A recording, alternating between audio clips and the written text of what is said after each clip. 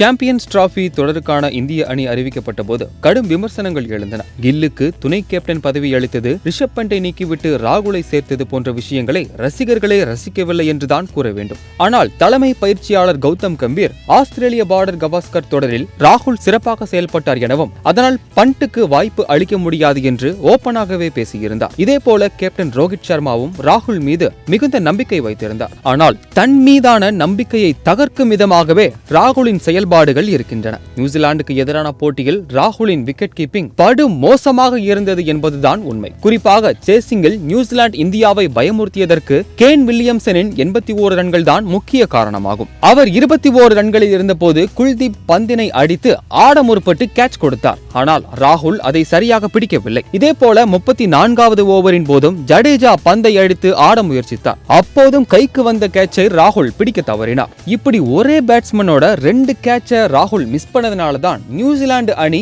200 ரன்களை கடந்தது. அதோடு எளிதாக வெற்றி பெற வேண்டிய இந்த போட்டியில இந்தியா போராடி வென்றதற்கும் ராகுலின் அலட்சியம்தான் காரணம். இதனால் போட்டியின் போது ரோஹித், கோலி ஆகிய இருவரும் ராகுல் மீது அதிருப்தியில் இருந்ததாக தகவல்கள் வெளியாகின. இதனையும் மீறி ஆஸ்திரேலியாவிற்கு எதிரான போட்டியில் ராகுலுக்கு பிளேயிங் 11-இல் மீண்டும் இடம் கிடைத்தது. ஆனால் இந்த போட்டியிலும் அவரின் விக்கெட் கீப்பிங் நன்றாக இல்லை. குல்தீப் வீசிய 22வது ஓவரின் 2வது பந்தை ஆஸ்திரேலிய வீரர் மார்னஸ் எதிர்கொண்டு கேட்ச் கொடுத்தார். ஆனால் ராகுலால் அதை பிடிக்க முடியவில்லை. இதை பார்த்த ரசிகர்கள் மீண்டுமா செமிஃபைனல்ல போய் இப்படி லட்டு மாதிரி வர்ற ஒரு கேட்சை மிஸ் பண்ணிட்டு ஏடா அப்படின்னும், இனிமே இவருக்கு பதிலா பண்ட்டுக்கு வாய்ப்பு கொடுங்க அப்படின்னும் சமூக வலைதளங்கள்ல கமெண்ட் பண்ணிட்டு வராங்க.